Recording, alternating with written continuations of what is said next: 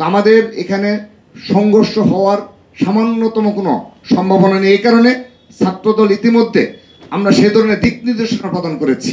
NCP যে বাসগুলো নিয়ে আসবে কিংবা যানবাহনগুলো ঢুকবে, তাদের সাথে সামান্যতম কোনো প্রকার কোনো তারা যদি দুর্ব্যবহার করে উস্কানিমূলক কর্মকাণ্ড করে, ছাত্রদল সেই ফাঁদে পা দেবে না এবং সেগুলো তারা নিবৃত্ত করবে। এটি স্পষ্টভাবে লিখিত বক্তব্যেই স্পষ্ট করেছি যে শান্তি ও সম্প্রীতির এক অনন্য নজির আমরা স্থাপন করলাম।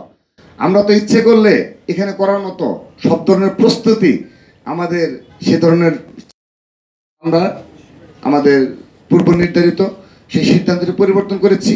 কিন্তু এখানে একটি বিষয় বলতে চাচ্ছি যে জনদুর্ভোগ হবে, এটি তো আমরা দায়ী নই। কারণ হলো আমাদের শহীদ মিনারে আমরা নিয়েছিলাম যে জনদুর্ভোগ যেন না হয় এবং আমাদের যে লক্ষাধিক নেতাকর্মী আসবে তারা তো এই স্পেসগুলো মানে ভরে যাবে।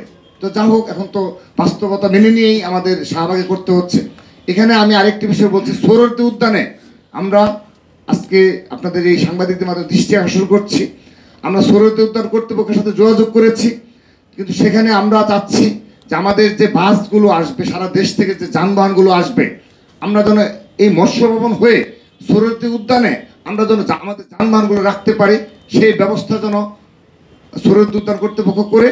কারণ আমরা জেনেছি যে অনেকটা সময় নিয়ে নাকি কোনো একটা ছাত্র সংগঠন এই অনুমতি নিয়েছে।